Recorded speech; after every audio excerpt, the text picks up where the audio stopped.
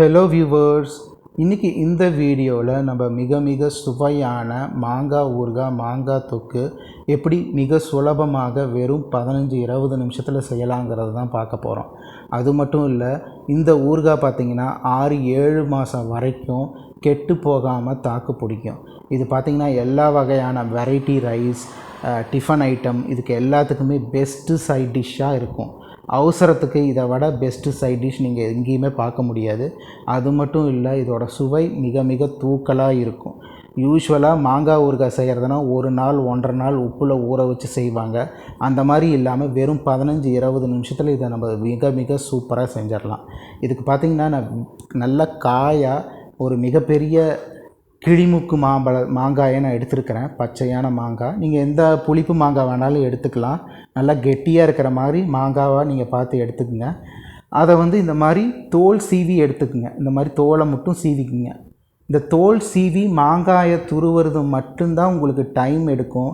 அதை மட்டும் நீங்கள் பண்ணிட்டீங்கன்னா வெறும் 15-20 நிமிஷத்தில் இந்த மாங்காய் ஊறுகாயை நம்ம செஞ்சு முடிச்சிடலாம். பாருங்கள், நான் இந்த மாதிரி தோலை மட்டும் சீவிக்கிறேன். சரிங்களா? தீவிட்டு இந்த மாதிரி ஒரு காய் துருவுறதை வச்சு துருவிக்கிறேன். இந்த மாதிரி சின்ன ஓட்டை இருக்கிறதா பார்த்து எடுத்துக்கங்க. அப்போ தான் சன்னமாக உங்களுக்கு சின்னதாக வரும். இந்த மாதிரி வச்சு நல்லா அழுத்தி துருவிக்குங்க. இது இந்த மாதிரி ஜல்லடை இல்லைனாலும் வேறு ஏதாச்சும் உங்களுக்கு துருவுறதா இருந்தாலும் நீங்கள் யூஸ் பண்ணிக்கலாம். பாருங்கள், என்னோடது பாருங்கள், அப்படியே ரொம்ப குட்டியாக நைஸாக எனக்கு வந்திருக்குது. இந்த மாதிரி நீங்கள் துருவி எடுத்துக்குங்க. இதுக்கு பார்த்திங்கன்னா கிட்டத்தட்ட நான் 1.5 மாங்காய் யூஸ் பண்ணியிருக்கிறேன். நான் ஒரு மாங்காவை தான் உங்களுக்கு காட்டுறேன். நான் ஒரு 1.5 மாங்காய் யூஸ் பண்ணியிருக்கிறேன். இந்த மாதிரி ஒரு கப்பு எடுத்துக்கிறேன். இதுதான் எனக்கு அளவு கப்பு. இந்த மாதிரி 2 கப்பு எனக்கு வந்துச்சு. சரிங்களா? இதுதான் நான் வச்சுருக்கிற அளவு கப்பு.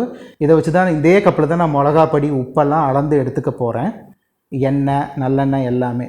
ஸோ இதுதான் எனக்கு அளவு கப்பு.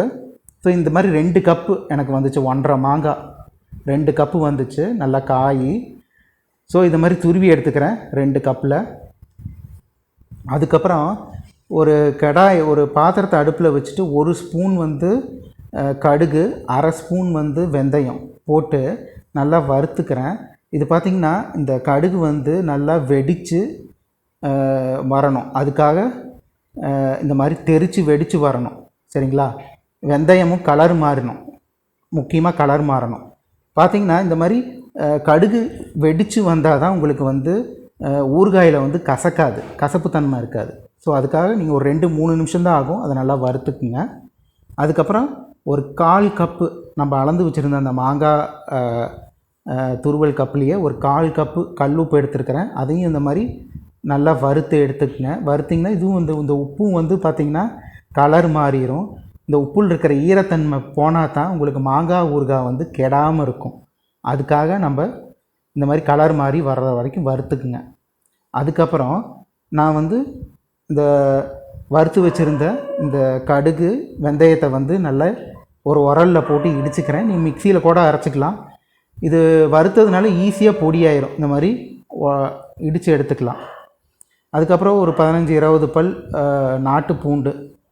நீங்கள் ஹைப்ரிட் பூண்டு ஏதாச்சும் யூஸ் பண்ணிங்கன்னா அது ஒரு 10 பூண்டு இருந்தாவே போதும். அது பெருசாக இருக்கும். இந்த மாதிரி இடித்து 2-3 இடித்து எடுத்துக்குங்க. பாருங்கள், நான் எப்படி 2-3 இடித்து எடுத்து வச்சுருக்கிறேன்.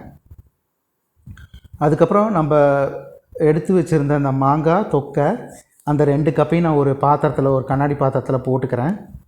இந்த மாதிரி கொட்டிட்டு நல்லா மிக்ஸ் பண்ணிக்கங்க.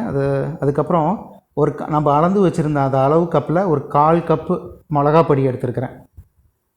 சரிங்களா? அந்த மாங்காய் துருவல் கப்லேயே ஒரு 1/4 கப்பு மிளகாப்பொடி எடுத்து மிக்ஸ் பண்ணிக்கங்க. அது கூட ஒரு 1/2 ஸ்பூன் மஞ்சத்தூள் சேர்த்திக்கிங்க. அது காட்டில் நான் மஞ்சத்தூள் ஒரு 1/2 ஸ்பூன் சேர்த்திக்கிங்க.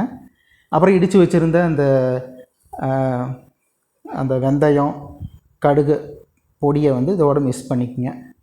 அப்புறம் உப்பு 1/4 கப்பு, அந்த அளந்து வச்சுருந்த அளவு கப்லேயே 1/4 கப்பு உப்பை, வறுத்து வச்சுருந்த உப்பையும் மிக்ஸ் பண்ணிக்கங்க. நல்லா மிக்ஸ் பண்ணி எல்லா பக்கமும் கலந்து விட்டுக்குங்க. மஞ்சத்தூள் மறக்காமல் போட்டுக்குங்க. அதுக்கப்புறம் பார்த்திங்கன்னா ஒரு 1/2 கப்பு நம்ம அளந்து அந்த அளவு கப்புலேயே 1/2 கப்பு நல்லெண்ணெய், செக்கு நல்லெண்ணெய் எடுத்துருக்கிறேன். நல்லெண்ணெய் சேர்த்திக்கிட்டால் நல்லா வாசமாக இருக்கும். ஊறுகாய் சூப்பர் டேஸ்ட்டாக இருக்கும். நீங்கள் கடலெண்ணெய் கூட யூஸ் பண்ணிக்கலாம். ட்ரை பண்ணுங்கள் நல்லெண்ணெயிலேயே சமைக்கிறதுக்கு. ஸோ நான் வந்து நல்லெண்ணெயை வந்து ஒரு கடாயில் போட்டு நல்லா சுட வச்சுக்கிறேன். அதுக்கப்புறம் ஒரு ஸ்பூன் கடுகு போட்டுக்கிறேன். கடுகு போட்டு நல்லா பொரிஞ்சு சூடானதுக்கப்புறம் உடனே நான் வந்து அடுப்பை ஆஃப் பண்ணிக்கிறேன். இந்த இடத்துல நான் அடுப்பை ஆஃப் பண்ணிக்கிட்டு ஆஃப் பண்ண உடனே ஒரு 3 வரமிளகா போட்டுக்கிறேன். சரிங்களா? வரமிளகா போட்டதையுமே இப்போ அடுப்பை ஆஃப் பண்ணியிருக்கிறேன். அப்புறம் அதே சூட்லேயே கொஞ்சோண்டு கருவேப்பிலை போட்டுக்கிறேன், தாளிச்சுக்கிறேன் அதுலேயே. அதுக்கப்புறம் பார்த்திங்கன்னா நான் இடித்து வச்சுருந்த அந்த பூண்டை விழுதையும் இதில் சேர்த்திக்கிறேன். இடித்து வச்சுருந்த அந்த பூண்டையும் இது எல்லாமே நான் வந்து அடுப்பை ஆஃப் பண்ணிவிட்டு நான் மிக்ஸ் பண்ணிகிட்ருக்கேன். இந்த டைமில் நான் 1 ஸ்பூன் அளவுக்கு பெருங்காய பொடியை சேர்த்திக்கிறேன். இதெல்லாம் அடுப்பை ஆஃப் பண்ணிவிட்டு நான் பண்ணிகிட்ருக்கேன். ஏன்னா அடுப்பை ஆன் பண்ணிகிட்டே இதில் பண்ணினோம்னா தீயில கருகி போயிடும் இந்த பெருங்காயமெல்லாம். அதுக்காக நான் அடுப்பை ஆஃப் பண்ணிவிட்டு அந்த பெருங்காய பொடியும் இதோட நல்லா மிக்ஸ் பண்ணிக்கிறேன். பாருங்கள், எல்லாமே மிக்ஸ் ஆயிடுச்சு. நல்லா கலந்து விட்டுக்குங்க, எல்லா பக்கமும் கலக்கிற மாதிரி.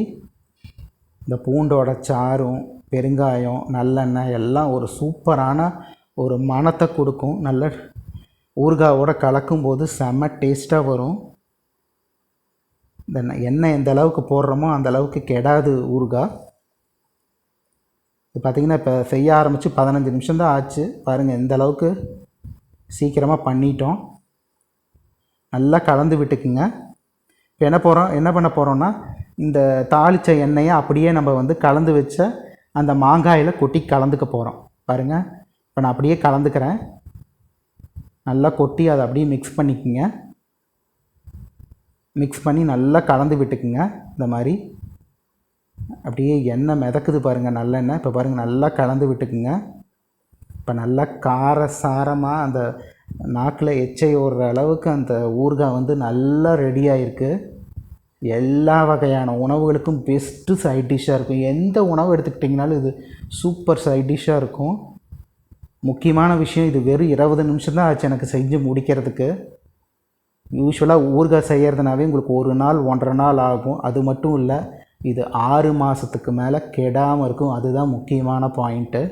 இப்போ நீங்கள் வந்து சுத்தமான கண்ணாடி ஜார், அப்புறம் பீங்கான் ஜாரில் வந்து நீங்கள் தண்ணி இல்லாமல் சுத்தமாக தொடச்சிட்டு இதை வந்து நீங்கள் ஸ்டோர் பண்ணி வச்சுக்கலாம். எவ்வளோ நாளுக்கு எத்தனை மாதம் வேணாலும். ரொம்ப ரொம்ப டேஸ்ட்டாக இருக்கும். இட்லி, தயிர் சாதம், தோசை, வெரைட்டி ரைஸ், பருப்பரிசி சாதம், ஈவன் பொங்கலுக்கு கூட, வெண்பொங்கலுக்கு கூட இது வச்சுக்கிட்டோம்னா அட்டகாசமாக சுவையாக இருக்கும். பாருங்கள், இப்போ நல்லா கலந்து விட்டுக்கிட்டேன். எண்ணெய் நல்லா மிதந்து அதில் ஊறி வருது. நீங்கள் செஞ்சு முடித்த உடனே கூட நீங்கள் சாப்பிட்லாம், அந்தளவுக்கு டேஸ்ட்டாக இருக்கும். இன்னும் ஊறி சாப்பிட்டிங்கன்னா இன்னும் ரொம்ப டேஸ்ட்டாக இருக்கும். எண்ணெயில் நல்லா ஊறுகாய் நல்லா ஊறினதுக்கப்புறம் சாப்பிட்டிங்கனாலும் டேஸ்ட்டாக இருக்கும். உடனே சாப்பிட்டிங்கனாலும் டேஸ்ட்டாக தான் இருக்கும். அது மட்டும் இல்லை, தயிர் சாதத்து கூடயும் ரொம்ப ரொம்ப டேஸ்ட்டாக இருக்கும். இதை வந்து நான் இந்த மாதிரி ஏதாச்சும் ஒரு பாட்டிலில் நீங்கள் ஸ்டோர் பண்ணிக்கிட்டிங்கன்னா மாத கணக்கில் வச்சு சாப்பிட்லாம். கண்டிப்பாக நீங்கள் ட்ரை பண்ணி பார்த்துட்டு கமெண்ட்ஸில் சொல்லுங்கள் எப்படி வந்துச்சுன்னு. தேங்க்யூ.